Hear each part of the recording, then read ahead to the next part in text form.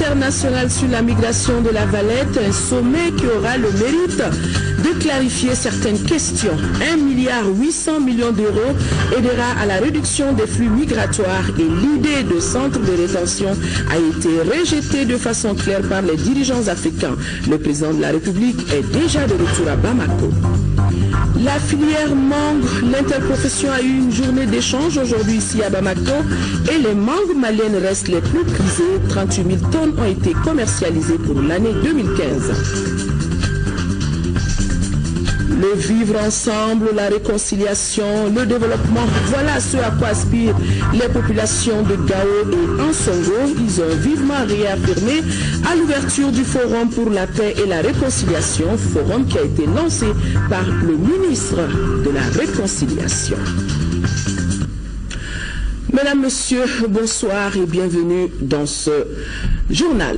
Le président de la République, Ibrahim Boubacar Keïta, a regagné Bamako cet après-midi après avoir participé au sommet international sur la migration de la Valette. C'était à Malte. La clôture est intervenue aujourd'hui même. Ibrahim Boubacar Keïta parle des conclusions. Il a aussi saisi l'occasion à son retour, actualité oblige, pour féliciter et encourager les Aiglonnais champions, vice-champions du monde. Le chef de l'État est au micro de Khadija Toukone.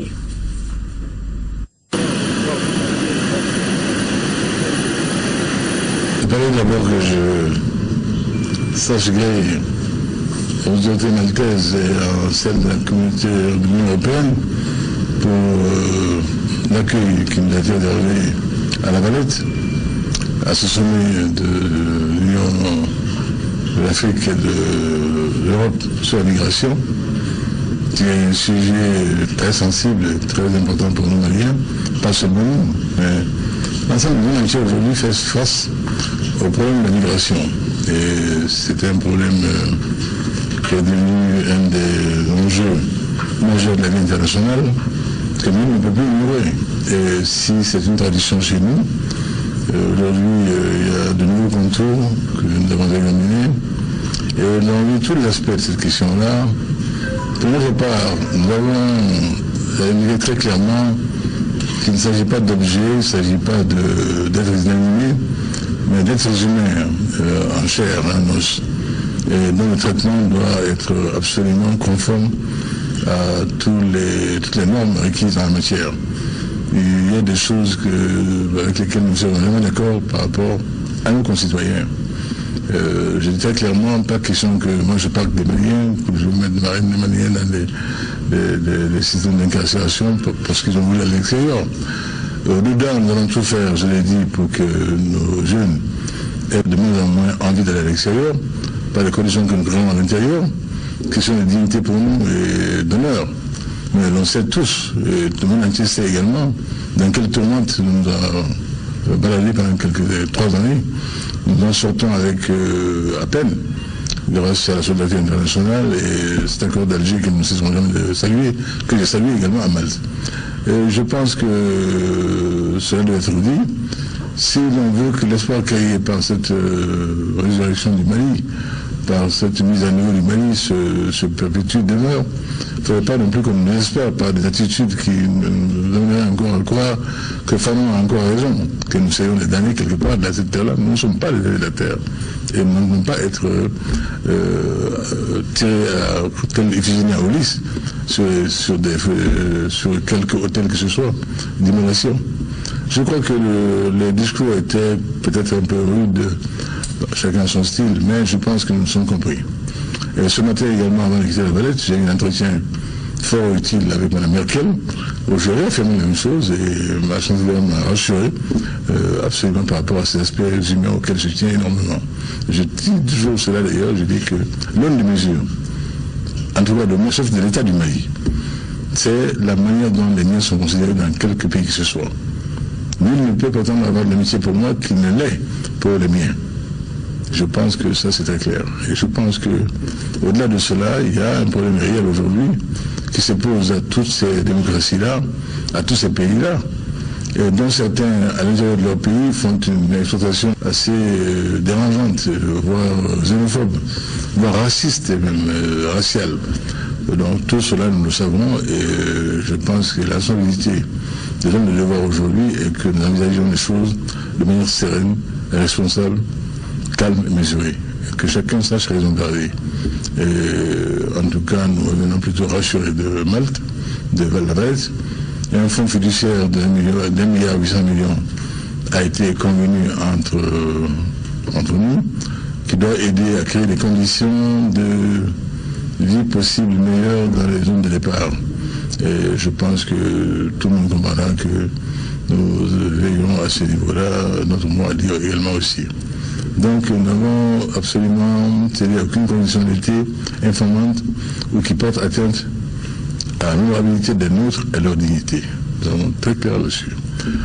Pour le reste des aspects de coopération internationale habituels entre les Européens et nous-mêmes, nous, Maliens, avons dit nos soucis en matière de sécurité. On sait très bien que c'est un pays assez vaste, le Mali. Bon, je pense que tout le monde qui ne le sait pas devrait le savoir aujourd'hui. Donc la géographie commande des moyens à la mesure pour sa sauvegarde, pour sa sécurité. Nos services de sécurité, malheureusement, en sont dépourvus.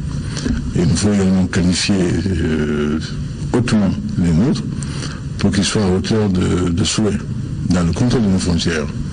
Et au-delà, il y a une politique vigoureuse de sensibilisation pour que, encore une fois, les jeunes comprennent le danger d'une certaine forme d'immigration. Et que la migration régulière soit de mise et contrôlée d'accord parti entre notre État et tout autre pays de destination. Je crois que c'est cela la sauvegarde, c'est ça le salut. Je n'ai plus me satisfaire en ce qui me concerne de 376 jeunes Maliens sombrés avec le navire qui les transportait dans la Méditerranée. La Méditerranée centrale nous a pris cette année des forces vives dont nous avons besoin pour construire le Mali, pour bâtir le Mali. Et c'est cela qui m'a tenu pendant tous ces sommets-là. Puis actualité oblige, Monsieur le Président de la République, on a accueilli les cadets après vous. Est-ce que vous avez un message à l'endroit de ces jeunes qui se sont battus? Oh, bien sûr, mais ne venez quand même pas à déflorer ce que je vais dire samedi. Je les reçois samedi et je m'en réjouis déjà. J'étais très malheureux de devoir partir avant que de les accueillir à leur retour de chez lui. Mais je crois qu'on m'a dit que le gouvernement a fait l'effort de belle manière. Je n'en doutais pas d'ailleurs. Je pense qu'à mon tour, j'aurai l'occasion de leur dire toute ma considération, toute mon estime paternelle et toute la fierté qu'ils nous ont causé à tous. Chacun de nous s'est senti quelque part un peu pelé aussi. Quelquefois, nous avons tenté de jouer à leur place, à leur lieu de place. Nous disons que Mali aurait peut-être pu jouer ainsi, et que tel autre aurait mieux inspiré de se mettre à telle position.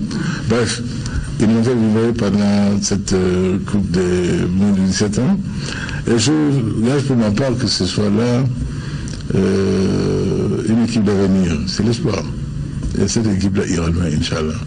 En ce qui concerne le gouvernement du Mali, il fera tout. Il fait tout, absolument tout, pour le tenir à bout des bras et le propulser le plus loin possible. Et le plus loin possible, ce sera sûrement de revenir au pays cette fois-ci, la prochaine fois, avec la coupe sous les bras.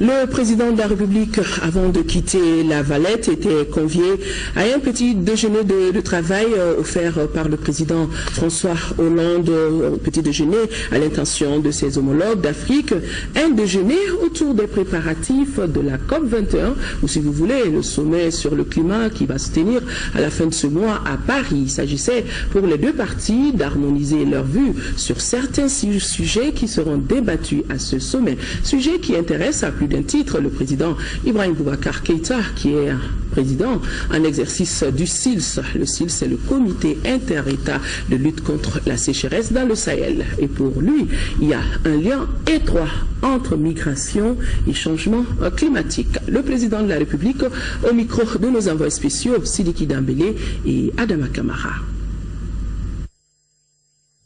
Nous allons parler un peu, surtout parler de la COP21 aujourd'hui. Ce n'est pas tellement de la migration, mais de la COP21. Mais les choses se rejoignent. Si on parle de la COP21, le changement climatique, ses liens avec la migration sont évidents aussi. Moi, je l'ai dit hier en plénière, j'ai dit que quand on fait un distinguo entre des réfugiés, qui sont des réfugiés économiques, enfin des émigrés, réfugiés économiques et d'autres qui seraient acceptables parce que victimes de problèmes politiques internes à leur pays, c'est une distinction trop facile. Trop facile. Je dis, un jeune sahélien de 25 ans qui part comme ça à l'aventure, c'est pas de gaieté de cœur. Même s'il y a une tradition dans la migration dans le pays fort ancrée. Aujourd'hui, c'est l'urgence climatique quelque part qui met les gens dehors. Ça, il faut également l'intégrer. Donc le lien entre la COP21 et la migration est tout à fait évident. Nous avons donc passé en revue nos différentes préoccupations continentales et individuelles. C'est là que je suis encore revenu sur mon fleuve Niger, et je dis aussi que j'ai aujourd'hui une mission plus large, celle de la défense des pays du CIS, dont je suis le président de l'exercice, et je crois que tout cela est de bon ton. Je crois que nos populations sont prises en charge. Elles participent également de l'effort collectif au plan mondial de réduction de l'effet de serre et de réchauffement climatique. Donc, elles ont leur place tout à fait dans un agenda mondial. Et cela a été compris, c'est heureux. Le point ici, on a fait le point avec le président Hollande. Je crois que c'était nécessaire avant que nous nous rendions à Paris pour la COP22. Je pense qu'il vaut mieux arriver en harmonie et aussi avec les positions connues, des points de vue prégnants, très importants pour nous, auxquels nous tenons absolument. Donc, pour qu'on n'ait pas fait le tourisme à Paris, qu'on fasse œuvre utile à Paris, qu'on fasse concret à Paris, avec des projets bien ficelés, bien concrets, et des financements qui ne soient pas seulement des effets d'annonce. Oui, le sommet de la Valette, dans son déroulé, on vous l'a déjà dit dans les titres, aura permis aux dirigeants africains et européens de clarifier certaines questions sur la migration, notamment les concepts de réfugiés économiques, politiques et climatiques. Si la question du fonds fiduciaire n'est pas totalement tranchée, les dirigeants africains ont rejeté en bloc l'idée de création des centres de rétention des migrants, et les dirigeants africains s'engagent tout de même à créer des conditions pour diminuer le flux de départ. Sur le sujet, le président de la République s'exprime. Après 48 heures de débat, souvent houleux, très houleux, le sommet de la Valette s'est achevé ce jeudi par l'adoption d'un plan d'action commun entre l'Europe et l'Afrique. Il comporte des mesures concrètes avec en tête la décision de l'Union européenne de débloquer 1,8 milliard d'euros, soit environ 1300 milliards de francs CFA pour les pays africains. L'objectif recherché à travers cette manne financière, c'est de freiner l'exode des migrants africains vers l'Europe. Belle initiative, mais pas suffisante pour tout un continent comme l'Afrique, regrette Ibrahim Boubacar Keïta. Le fonds fiduciaire sur lequel nous aurons sûrement encore à parler, dans le montant d'1,8 milliard nous a semblé un peu chiche, comparé à d'autres dans d'autres situations presque similaires. Il s'agit là quand même d'un continent et d'un ensemble de pays. Il y a des efforts d'adaptation qui vont coûter cher. Il y a des efforts de mise à niveau et d'expertise, sauvetage des fleuves Niger, des fleuves du lac Tchad. Tout cela va nécessiter des frais absolument importants d'expertise et de mise en œuvre. Donc je pense que nous sommes satisfaits. Mais d'une telle conférence, il était réaliste de penser que cela ne pourrait pas aller tout à fait au-delà. Mais au moins, nous avons pu, en tout cas, arrondir les angles pour les questions qui nous portaient vraiment à cœur, notamment le traitement de parents qui vont en exode. Il est vrai qu'à l'interne, nous allons tout faire pour réduire encore le volume des départs, sinon l'arrêter. Car c'est une question de dignité. Quand nous avons vu certains pays vraiment dire avec fierté, bon, le peu de cas qui les concernent, c'est-à-dire que chez nous, toutes les conditions historiques et politiques ont été à l'œuvre pour que les nôtres connaissent ce que nous connaissons aujourd'hui. Il nous appartient de ne pas nous lamenter, mais de faire en sorte qu'à l'intérieur, la situation du Mali soit meilleure. Et améliorer à telle enseigne que les jeunes Maliens se disent je n'ai rien à voir à l'extérieur, rien à faire à l'extérieur, je vis chez moi ici au Mali. Si je vais à l'extérieur, ce sera uniquement en tourisme, en touriste. Et cela est de notre responsabilité. Et croyez que nous allons tout mettre en œuvre pour acclimater des projets structurants, des projets dignes de ce nom, des projets porteurs d'emploi, pour que les jeunes Maliens se disent qu'il est bon de rester au Mali. Et d'ailleurs, je l'ai dit, je dis que tout Malien est tellement fier de son pays que c'est vraiment contraint et forcé que certains se trouvent devant un choix draconien, partir ou mourir quelque part aussi. Quand vous voyez la terre de vos ancêtres se dessécher au point qu'elle n'est plus féconde, qu'elle ne peut plus recevoir la graine, cela est très douloureux, très très douloureux. Et la survie des siens motive souvent ces départs-là. Donc, dedans, grâce à une pluviométrie dont nous espérons la réacclimater de nouveau de façon satisfaisante, si nous avons un mirage à l'image de celui que nous avons eu cette année, je pense que tout doucement, tranquillement, les choses entrent dans l'ordre. En tout cas, pour l'heure, créer des emplois. Créer des emplois, créer des emplois, créer des emplois. Nous en sommes conscients, dira le président du Conseil européen, qui promet que les États membres doubleront la mise dans les années à venir. L'Europe s'engage aussi à doubler le nombre de visas et de bourses pour les étudiants et les chercheurs africains. Compromis acceptable, mais sur l'épineuse question des réadmissions ou des créations de centres de rétention, les chefs d'État africains ont opposé un niet catégorique. Sur la question, Ibeka ne mâche pas ses mots. Il est on ne peut plus clair. Il n'y a pas question en ce qui me concerne en tout cas. Une bonne sensibilisation pour les Maliens. Absolument. Dont le seul crime aura été d'avoir voulu aller chercher un peu de bonheur à l'extérieur. Ce pas les criminels, ce sont des hommes. Et les hommes désespérés, on n'accroît pas leur désespoir avec ce genre de solution. Donc je crois qu'on est unanime sur ça, que ce n'est pas une solution telle que celle-là qu'il faut proposer. Elle n'est pas tenable. En tout cas, des jalons sont posés et les deux parties se sont donné rendez-vous début 2017 pour tirer les premiers bilans de ce sommet décisif. Oui, pour un premier bilan, le président de la République, on l'aura vu, a participé et a suivi le sommet de la Valette du début jusqu'à la fin et déjà, lui commence à tirer un premier bilan de sa participation à ce sommet plus qu'historique. Il est au micro de nos envoyés spéciaux. Nous avons eu un bon sommet. L'Afrique a dit son point de vue sur les grandes questions qui ont été évoquées, notamment la question de cette qualification de réfugiés économiques et de réfugiés politiques à laquelle n'ont pas toujours adhéré.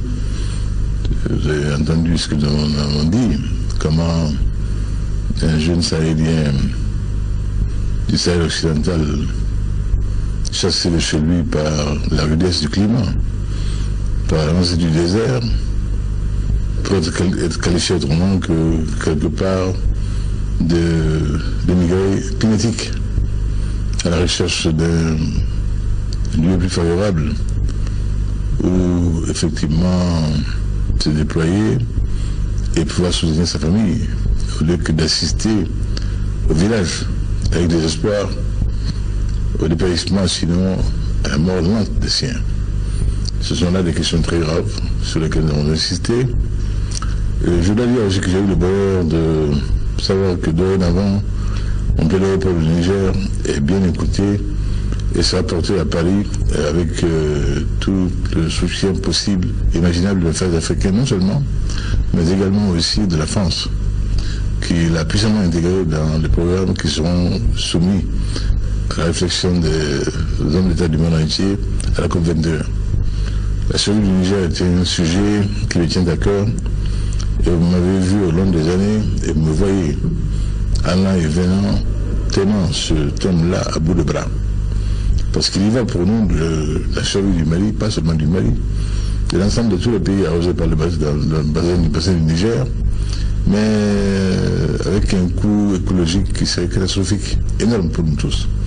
Donc j'ai le bonheur de penser que ce sujet-là est désormais pris en charge et de façon assez satisfaisante, après l'avoir été déjà à Lima par la Banque mondiale. Donc au total, bon, il y a le fonds fiduciaire sur lequel nous aurons sûrement encore à reparler. Dans le montant d'1,8 milliard nous a semblé un peu chiche, comparé à d'autres dans d'autres situations presque similaires. Il s'agit là quand même d'un continent et d'un ensemble de pays. Il y a des efforts d'adaptation qui vont coûter cher, il y a des efforts de mise à niveau et d'expertise, sauvetage des fleuves Niger, des fleuves du lac Tchad. Tout cela va nécessiter des frais absolument importants d'expertise et de mise en œuvre. Donc je pense que nous sommes satisfaits, mais d'une telle conférence, il était réaliste de penser que cela ne peut pas aller tout à fait au-delà. Mais au moins nous avons pu en tout cas arrondir les angles pour les questions qui nous portaient vraiment à cœur, notamment le traitement de parents qui vont en exode. Il est vrai qu'à l'interne, nous allons tout faire pour réduire encore le volume de départ, sinon l'arrêter. Car c'est une question de dignité. Quand nous avons vu certains pays vraiment dire avec fierté, bon, le peu de cas qui les concernent, c'est-à-dire que chez nous, toutes les conditions historiques et politiques ont été à l'œuvre pour que les nôtres connaissent ce que nous connaissons aujourd'hui. Il nous appartient de ne pas nous lamenter, mais de faire en sorte qu'à l'intérieur, la situation du Mali soit meilleure. Et améliorer à telle enseigne que les jeunes Maliens se disent, je n'ai rien à voir à l'extérieur, rien à faire à l'extérieur, je vis chez moi ici au Mali. Si je vais à l'extérieur, ce sera uniquement en tourisme, en touriste. Et cela est de notre responsabilité. Et croyez que nous allons tout mettre en œuvre pour acclimater des projets structurants, des projets dignes de ce nom, des projets porteurs d'emploi, pour que les jeunes Maliens se disent qu'il est bon de rester au Mali. Et d'ailleurs, je l'ai dit, je dis que tout Malien est tellement fier de son pays que c'est vraiment contraint et forcé que certains se trouvent devant un choix draconien, partir ou mourir quelque part aussi. Quand vous voyez la terre de vos ancêtres se dessécher au point qu'elle n'est plus féconde, qu'elle ne peut plus recevoir la graine, cela est très douloureux, très très douloureux. Et la survie des siens motive souvent ces départs-là. Donc, dedans, grâce à une pluviométrie dont nous espérons la réacclimater de nouveau de façon satisfaisante, si nous avons un millonnage à l'image de celui que nous avons eu cette année, je pense que tout doucement, tranquillement, les choses entrent dans l'ordre. En tout cas, pour l'heure, créer des emplois. Créer des emplois, créer des emplois, créer des emplois. Et pour cela, il nous faut de l'électricité. Là également, nous sommes satisfaits parce que nous avons, tous les pays africains, mis l'accent sur la nécessité pour nous d'avoir une énergie disponible, facile d'accès et à coût, à la hauteur des bourses de nos parents, de nos populations. Cela parce que quand il n'y a pas d'énergie, il n'y a pas de petites et moyennes entreprises. On ne peut rien faire. Même le tailleur dans son atelier en souffre. Et tous ces petits métiers qui dépendent réellement de ça, de l'énergie, en souffrent. Il nous faut donc de l'énergie. Bien sûr, les énergies renouvelables sont appelées. Leur coût d'accès, malheureusement, est encore un peu élevé. Les électriques sera là aussi, mais l'éolienne. Donc nous ferons tout pour que cette énergie-là soit dorénavant disponible. Et le fonds fiduciaire, donc, nous avons convenu, une bonne part de ces fonds-là a été souhaité qu'elle soit consacrée à l'énergie, au volet énergie. C'est ce programme qui est porté aujourd'hui avec beaucoup de foi, de dynamisme par Jean-Louis Borloo, et je pense à convaincre tout le monde aujourd'hui de son urgence et de sa nécessité. Sans énergie, on ne peut rien faire. On parle également de la création des centres de détention. Je crois que nous n'avons pas créé de centres de détention, il n'y a pas question. Il n'y a pas question. Il n'y a pas question. Il n'y a pas question en ce qui nous concerne, en tout cas. Dans le centre de détention pour les Maliens. Dans le seul crime aura été d'avoir voulu aller chercher un peu de bonheur à l'extérieur Ce pas des criminels, ce sont des hommes. Et les hommes désespérés, on n'accroît pas leur désespoir avec ce genre de solution. Donc je crois qu'on est unanime sur ça, que ce n'est pas une solution telle que celle-là qu'il faut proposer. Elle n'est pas tenable.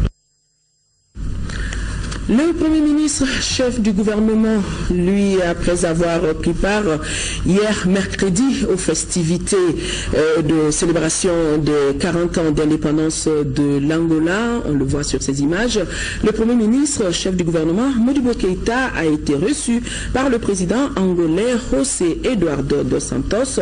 Il était porteur des messages du président de la République, Ibrahim Boubacar Keïta, à son homologue angolais.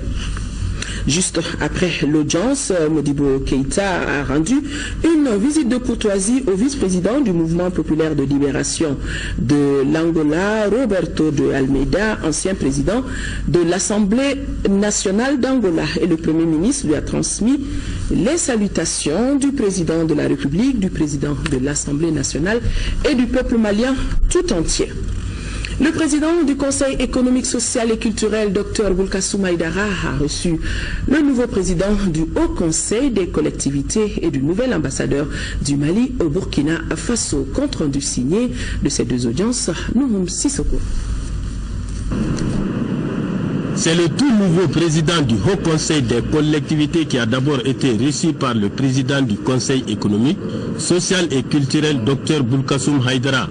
Il s'est agi pour le premier responsable de l'institution en charge des collectivités, après sa prise de service, de prendre conseil aux côtés de son collègue et aîné. J'ai été élu il y a exactement une semaine et j'ai trouvé opportun de rendre une visite de courtoisie au doyen afin de recueillir ce conseil et ses bénédictions et surtout singulièrement dans l'intérêt des citoyens vivant à l'intérieur des collectivités. Citoyens qui sont des militants ou des membres des organisations socio-professionnelles du Mali qui constituent le Conseil économique, social et culturel. Le doyen m'a prodigué beaucoup de conseils et parmi lesquels nous nous sommes tout de suite engagés à élaborer un cadre de concertation entre nos deux institutions compte tenu de nos missions constitutionnelles et compte tenu des cibles de nos missions constitutionnelles et solidarité et dans le jeu institutionnel, renforcer nos relations et dans l'intérêt des citoyens vivant à l'intérieur des collectivités. Le nouvel ambassadeur du Mali au Burkina Faso lui aussi est venu rencontrer le président du Conseil économique, social et culturel avant de prendre fonction. Le diplomate a sollicité le soutien et les conseils de son interlocuteur du jour. Les acteurs du secteur de l'enseignement supérieur et de la recherche scientifique s'activent pour rendre plus efficace le domaine éducatif. Ainsi, ils prennent part à un atelier de 4 jours qui sera ponctué par la validation du projet de la politique nationale de sciences, de technologie et d'innovation. Les explications, c'est avec Aldjuma Tina. Le processus de développement technologique d'un pays ne saurait être un phénomène passif de simple transfert ou de diffusion de procédés. Il doit plutôt correspondre à une volonté et à une capacité d'acquisition et de gestion dynamique d'un savoir-faire ou infrastructure technologie appropriée. Voilà l'exercice auquel s'attellent les acteurs du secteur de l'enseignement supérieur et de la recherche scientifique. C'est là à travers cet atelier national de validation du projet de politique nationale des sciences, des technologies et d'innovation du Mali. Après la tenue de la revue sectorielle du secteur de l'éducation, dont l'une des recommandations était d'élaborer un document de politique nationale des recherches scientifiques, technologiques et d'innovation. Le présent atelier peut être considéré comme une réponse à cette recommandation, toute chose qui engage l'ensemble des partenaires techniques et financiers ayant endossé l'aide-mémoire de la dite revue. Le Mali ne dispose pas encore d'une politique nationale de recherche scientifique et technologique. Et le présent atelier est une occasion de concrétiser ce processus qui s'avère de nos jours incontournable. Il est désormais admis que le développement scientifique et technologique est une condition fondamentale, sinon sine qua non, de tout progrès dans la voie de la croissance économique, de la compréhension des faits et de la transformation de la société. La recherche scientifique, technologique et l'innovation est une activité multidimensionnelle, touchant à tous les domaines socio-économiques et culturels d'un pays. À l'issue des 4 jours, le projet La politique nationale des sciences, technologies et d'innovation du Mali et son plan de mise en œuvre seront présentés à tous les acteurs qui procéderont à leur validation au plan national. Permettre aux parties signataires de l'accord pour la paix et la réconciliation nationale et leur contribution au programme national de désarmement, démobilisation et réintégration. Tel est l'objectif de l'atelier d'échange initié aujourd'hui par le ministère de la Défense et des anciens combattants, et l'atelier se déroule à l'école de maintien de la paix à Blondembe. Compte rendu, Noumoun Sissoko. Le gouvernement du Mali est engagé depuis quelque temps dans la conception d'une stratégie nationale de désarmement, de démobilisation et de réintégration DDR. Une première version du document a été enrichie avec l'appui des experts DDR de la Banque mondiale. Il s'agissait de soumettre le dit document à l'appréciation de l'ensemble des parties signataires de l'accord pour la paix et la réconciliation. L'atelier qui nous réunit a pour but de vous soumettre le programme national dans sa conception, ses objectifs et les procédés de mise en œuvre en préservant les intérêts fondamentaux et les objectifs majeurs de sécurité et de stabilité de notre pays, le Mali. Cela devrait vous permettre de vous approprier le contenu de ce document, d'offrir à toutes les parties signataires de l'accord impliquées dans le processus DDR l'opportunité d'y apporter leur contribution par rapport aux différents domaines couverts par le programme, en définitive, de créer les conditions favorables à son adoption par le Premier ministre, chef du gouvernement. Cet atelier doit permettre d'aider le gouvernement et les parties signataires dans la mise en œuvre de l'accord pour la paix et la réconciliation. L'appropriation du programme national DDR est indispensable pour une meilleure compréhension du processus par toutes les parties et participe de la volonté du gouvernement dans le cadre de la recherche de solutions pérennes à la crise sécuritaire et à la stabilisation, permettant ainsi le redémarrage des activités de développement durable dans notre pays, j'allais dire, de retour à la normale dans toutes les régions et dans toutes les collectivités et unités de peuplement de notre cher pays. Cette journée d'échange a regroupé des secrétaires généraux du département ministériel, des responsables militaires, les représentants de la SEMA ainsi que ceux de la plateforme. Ouverture hier à Gao et en Songo des travaux du Forum pour la paix et la réconciliation. Le rendez-vous de la cité des Askia, qui succède à celui de Rarous et Tombouctou, est le cadre tout trouvé pour les différentes communautés de parler de problèmes qui entravent le vivre ensemble et par la même occasion trouver les moyens de se pardonner et envisager l'ensemble des actions de développement. Compte rendu de nos envois spéciaux Modibo Mariko et Moulay Sidibé. Le Mali en paix, la cité des Askia s'est réconciliée avec elle-même.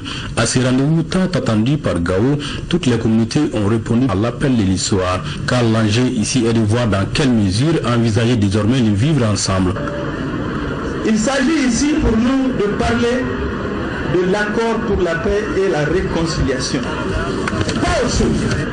Nous avons 500 participants sur 350 prévus. Pour le maire de la ville, les mots sont faibles, le symbole est surtout dans l'acte de la forte mobilisation qui exprime les mieux le désir de paix de ses concitoyens. La volonté d'aller à la réconciliation était réelle, comme le soulignaient les représentants de la jeunesse et des femmes dans leurs interventions. Le chef coutumier de la région, plus concret dans sa proposition, appelait à l'élaboration d'une charte de la paix.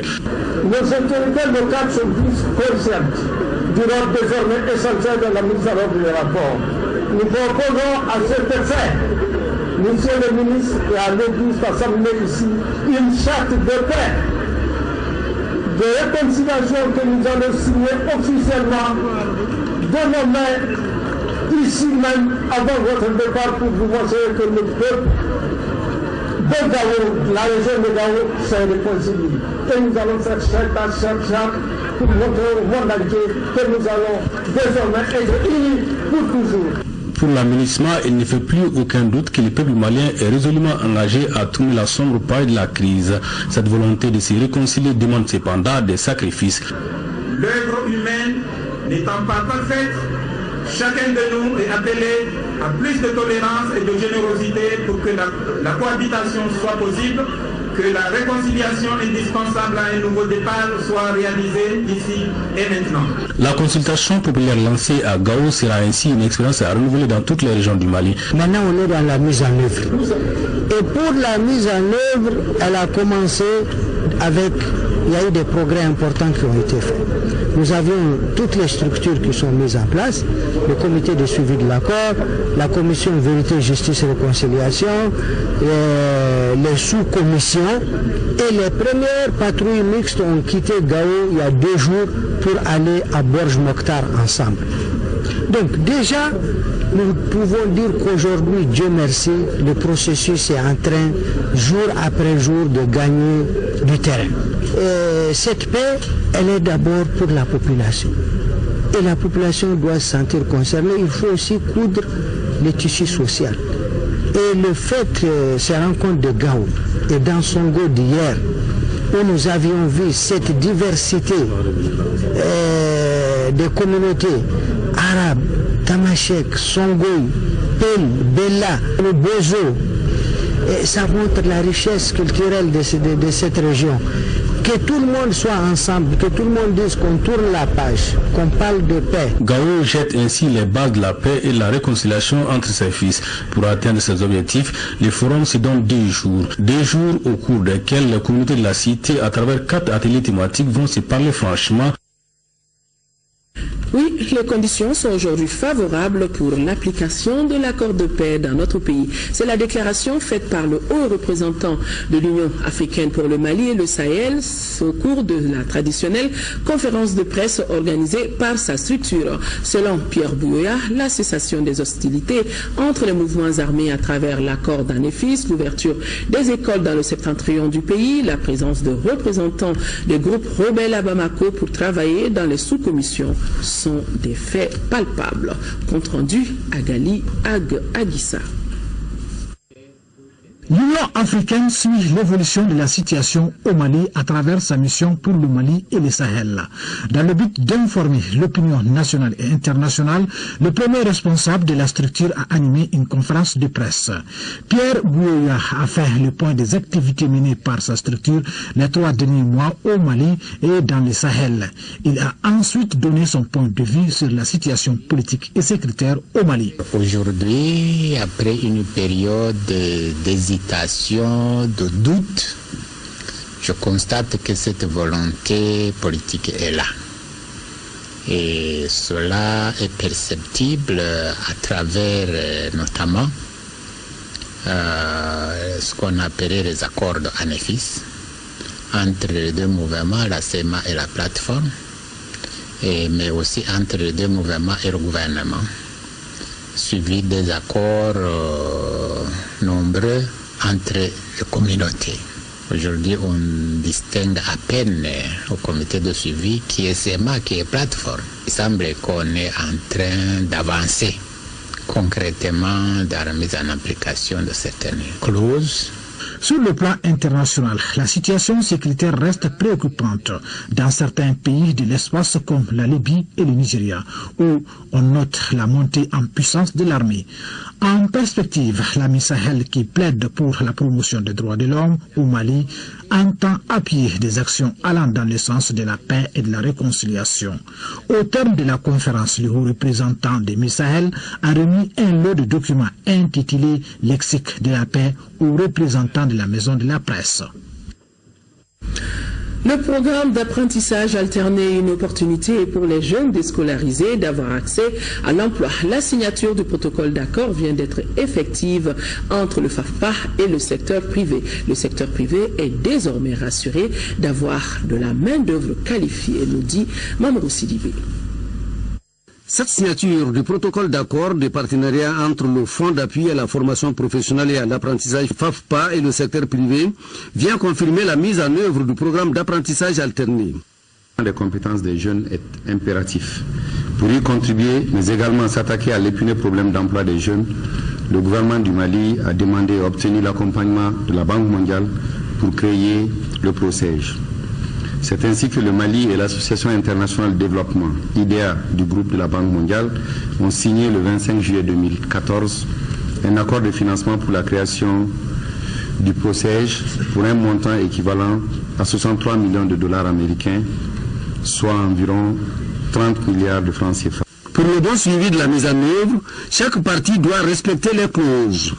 Le protocole porte notamment côté FAFPA sur la mobilisation des ressources en vue du financement des plans de formation concernant ces jeunes-là au niveau des entreprises. Et côté entreprise également, il s'agit pour les entreprises dans le cadre donc, de la responsabilité sociétale des entreprises aujourd'hui de recevoir donc les jeunes déscolarisés de 15 à 24 ans au sein de leur entreprise pour suivre donc de façon alternée ces formations-là. C'est une opportunité pour les jeunes d'accroître leurs chances d'accès à l'emploi.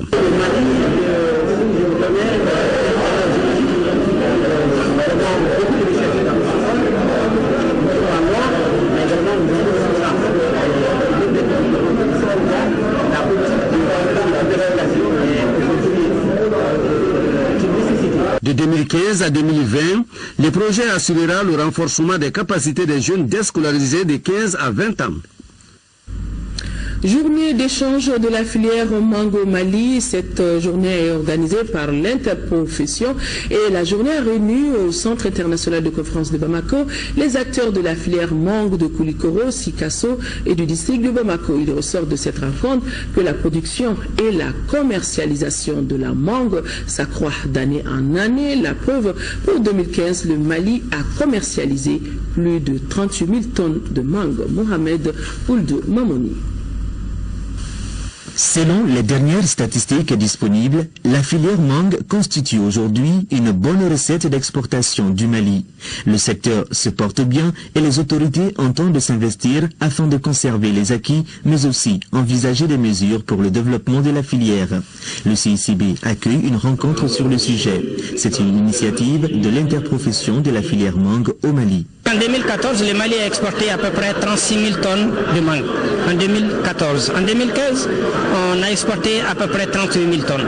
En 2014, ça a rapporté 22 milliards de francs CFA. En 2015, nous sommes déjà à 22 milliards avant la fin de l'année. Donc la filière se porte très bien, la production se porte bien, les exportations se portent bien, mais il faut les améliorer. Cette journée a permis aux acteurs de la filière mangue d'analyser le déroulement de la campagne 2015 et de valider des données sur la production et la commercialisation de la mangue. Pour maintenir cette dynamique, les acteurs préconisent entre autres il nous faut un financement clair et net. Il nous faut également aller vers une industrialisation de nos vergers pour permettre d'améliorer davantage la qualité de la mangue. Il faut continuer à former les gens et à améliorer la qualité par les traitements phytosanitaires et d'autres entretiens, d'avoir une qualité encore meilleure. Les acteurs de la filière mangue sont ambitieux. Les prévisions pour l'année 2016 sont déjà claires.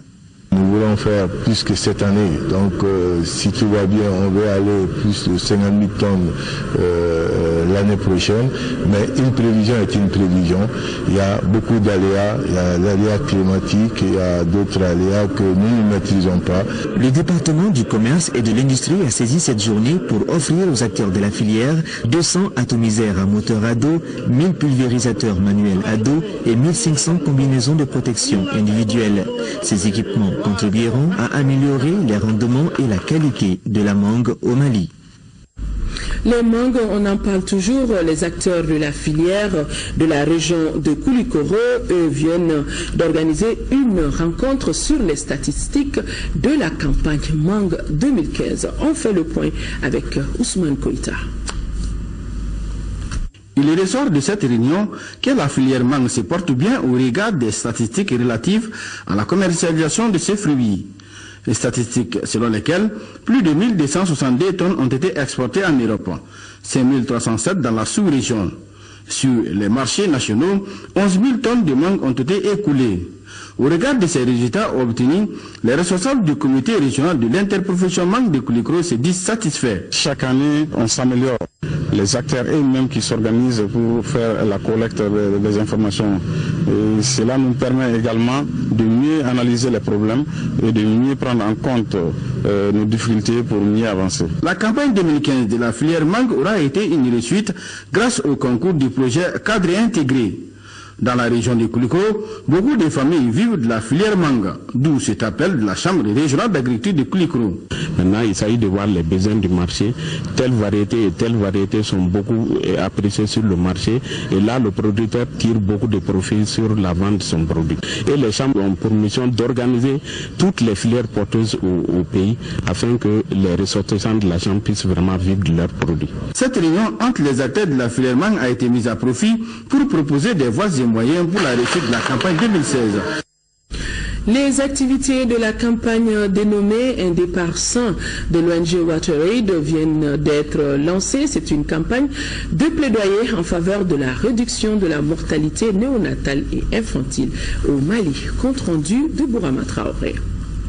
Un constat est à l'origine de la nouvelle campagne dénommée Un départ sain de WaterAid. Selon l'Organisation mondiale de la santé, un demi-million d'enfants meurent chaque année faute d'infrastructures d'assainissement et d'hygiène appropriées, surtout du manque d'eau potable. Un départ sain est donc une campagne de plaidoyer en vue d'inverser la tendance actuelle. En termes clairs, réduire sensiblement la mortalité néonatale et infantile. Faire en sorte que l'enfant, les 5 premières années de sa vie, puisse être dans les conditions nécessaires pour pouvoir avoir les chances d'une vie digne de ce que ce monde a de richesse, de ce que ce monde a de développement et de modernité. Nous pouvons participer à ce combat et réécrire une victoire de la vie sur la mort. La nouvelle campagne pour un départ sain couvre Bamako et les districts sanitaires de Bla en 4e région et de Koro en 5e région. Elle s'étend sur 5 ans. Au programme, des activités de plaidoyer auprès des institutions de la République, des émissions radiophoniques, des productions d'articles de presse et des activités de sensibilisation du personnel de santé sur le respect des bonnes pratiques d'hygiène. Au finish, réunir les conditions pour un départ vraiment sain. Toutes ces pratiques ne peuvent pas aller sans qu'il y ait vraiment la disponibilité de l'eau en qualité et en quantité suffisante au niveau d'un centre de santé et surtout au niveau de la salle d'accouchement.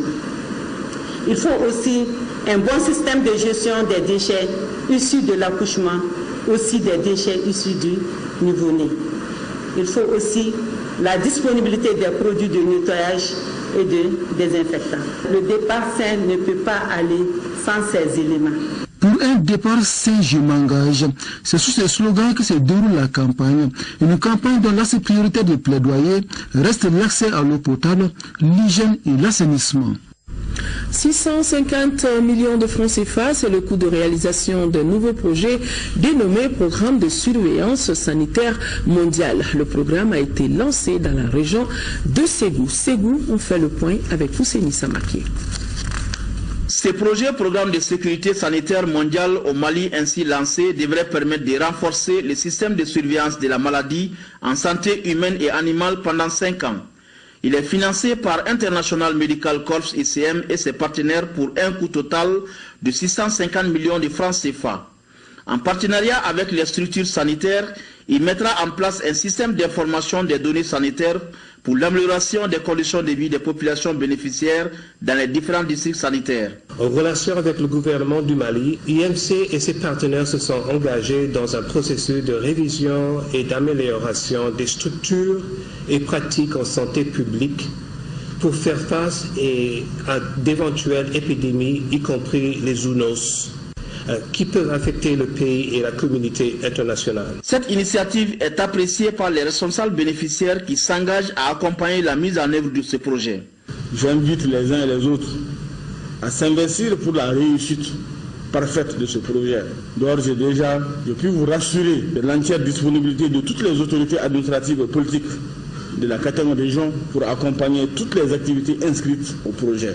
Notons que ce projet est un partenariat entre les ONG International Medical Corps, Soutoura, Emploi Sahel et le gouvernement malien. Il intervient dans les régions de Ségou, Sigasso et le district de Bamako pour l'amélioration des conditions sanitaires des populations. Dans le cadre du désenclavement et du développement de la région de Tombouctou, le programme Mali Nord G2 a remis un bac au cercle de Direy. Cette ONG veut doter toutes les zones de la région de Tombouctou et Mopti en bac. Une initiative qui permettra aux populations de mieux circuler. Commentaire Mariam Sagara.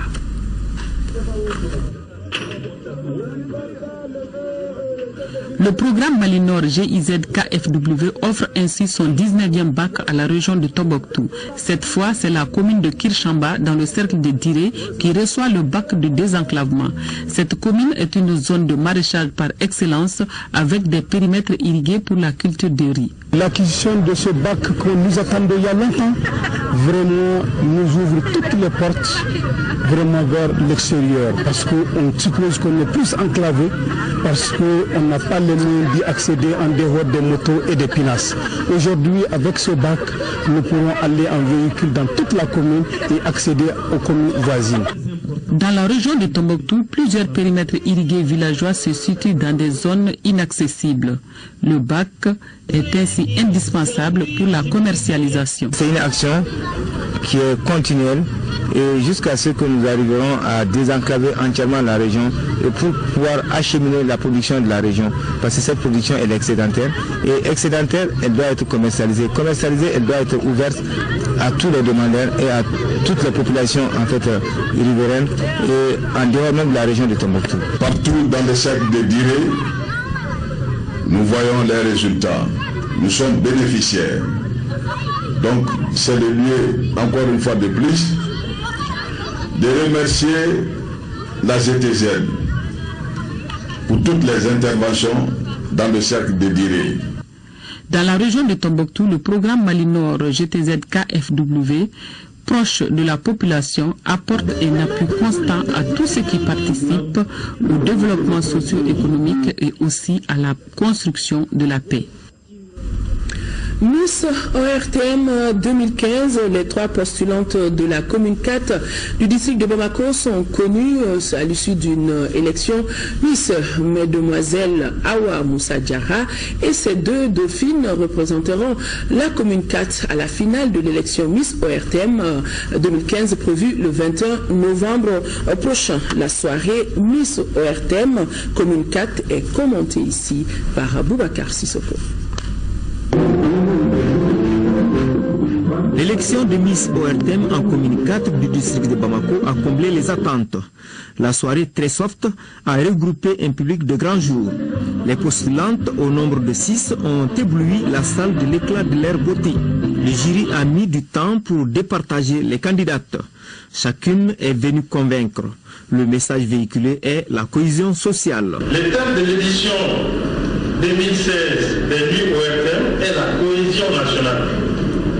C'est pour dire que la crise est derrière nous et que le Mali est une grande pirogue qui peut toujours tanguer mais ne s'échappera jamais.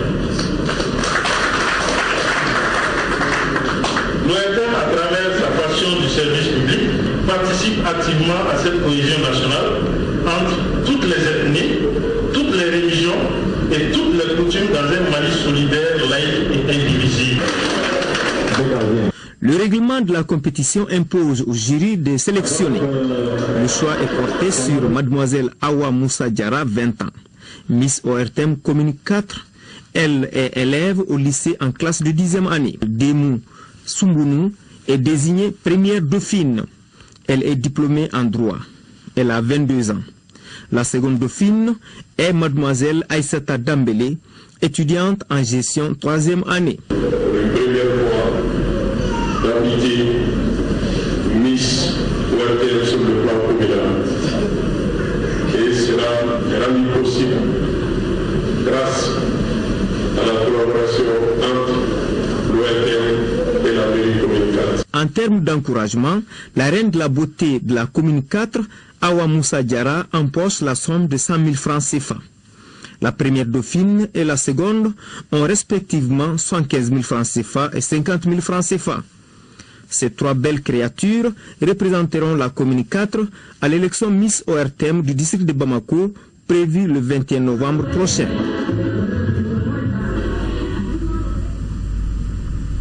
Boubacar Sissoko, Miss ORTM, désignera la plus belle fille du Mali. Le pôle de médiateur désigné par le comité olympique pour trouver une solution à la crise qui s'écoule au milieu du football malien depuis 9 mois a rencontré la presse. Occasion pour le pôle de médiateur d'informer la presse sur sa méthodologie de travail et les recommandations prises. Al-Jumatina nous fait le point.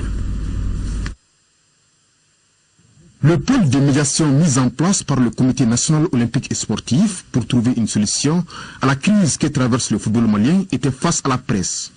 Le pôle composé de 9 membres a d'abord écouté, échangé avec tous les acteurs, entre autres les protagonistes, les présidents des ligues, des clubs. À l'issue de 4 semaines de tractation, les recommandations prises sont: au terme du processus conduit par le médiateur dans un esprit de totale indépendance et d'équité avec le souci de rechercher les voies et moyens qui peuvent aboutir au règlement de la crise, le pôle des médiateurs recommande, petit 1, l'existence et la reconnaissance du comité exécutif de la FEMAFOOT dirigé par M. Boubacar Baba Diagne. Petit 2, la levée de toutes les sanctions qui frappent les personnes physiques et morales, clubs et dirigeants. Petit 3, le retour en Ligue 1 des clubs relégués avec un accompagnement financier de l'État.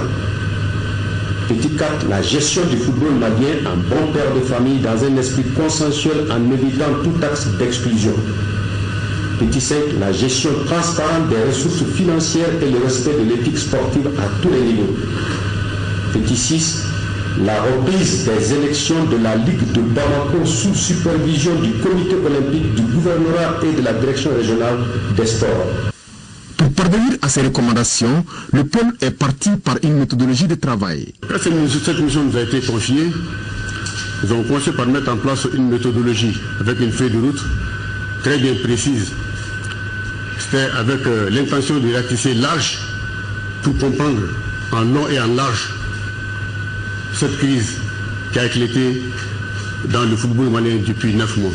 Nous avons commencé par écouter les principaux protagonistes de notre méthodologie et même les supporters des aigles du Mali. C'est-à-dire que tous les acteurs qui interviennent dans le football, dans la gestion du football, ont été entendus.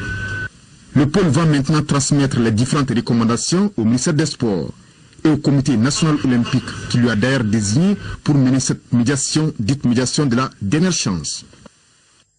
Voilà, oui et encore oui, le monde de la presse est en deuil. Le président de la maison de la presse du Mali et l'ensemble des organisations professionnelles des médias informent le décès de M. Chouaïdou Traoré, que vous voyez sur ces images, directeur de publication de Nouvel Horizon et du quotidien de Bamako, survenu ce jour 12 novembre ici à Bamako des suites d'une longue maladie.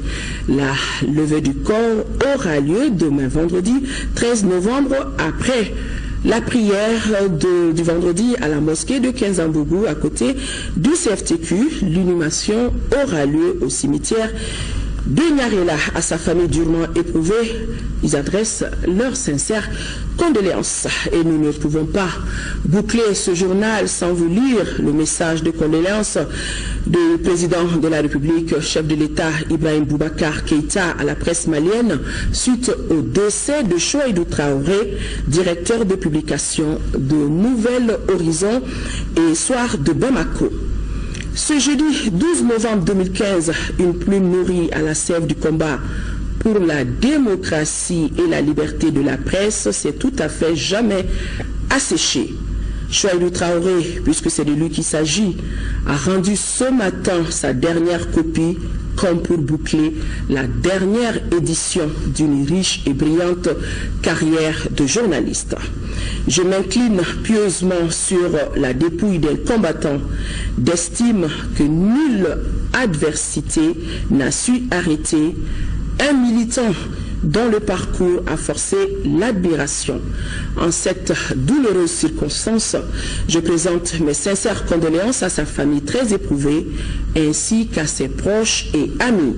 Je voudrais par la même occasion exprimer ma douloureuse sympathie aux rédactions de Nouvel Horizon et Soir de Bamako, ainsi qu'à la grande famille des journalistes et communicateurs du Mali. Petit frère, lors de notre récente et dernière rencontre, rien ne présageait d'un départ si précipité, alors que nous ne sommes seulement vus qu'au milieu du gué. Puisqu'il faut que la volonté d'Allah subhanahu wa ta'ala s'impose, sache que profondément attristés nous sommes, inconsolables nous resterons, peinés et attristés nous vivrons ton absence, car elle nous hantera définitivement à l'angoisse de ne plus lire les rubriques quotidiennes que tu animais et qui étaient ta marque de fabrique. Ta foi en notre Créateur n'a pas fini de surprendre et d'intriguer ceux qui t'ont connu et t'ont pratiqué assidûment. Enfin, tu nous lègues le souvenir d'un entrepreneur déterminé, voire opiniâtre, un grand optimiste qui n'a jamais désespéré de notre presse, qui pourtant souffre de maux liés à sa jeunesse et à la faiblesse de ses ressources. Puisse ta volonté de bien faire continuer d'irradier tes confrères dont le combat pour la liberté de la presse s'alimentera du modèle d'engagement que tu fus. Aux rédactions de Nouvel Horizon et de Soir de Bamako, nous adressons nos encouragements les plus militants afin que le flambeau jusque-là porté par Chouaïdou Traoré reste allumé et éclaire notre conscience à tout jamais. Signé du président de la République, Ibrahim Boubacar Keïta, qui a personnellement connu et pratiqué notre confrère Chouaïdou Traoré. L'enterrement aura lieu demain après la prière de vendredi à 15 Amboubou. Excellente nuit à tous, ainsi va la vie. Demain, 10h, 13h, Kadidja Toukone sera là pour vous informer.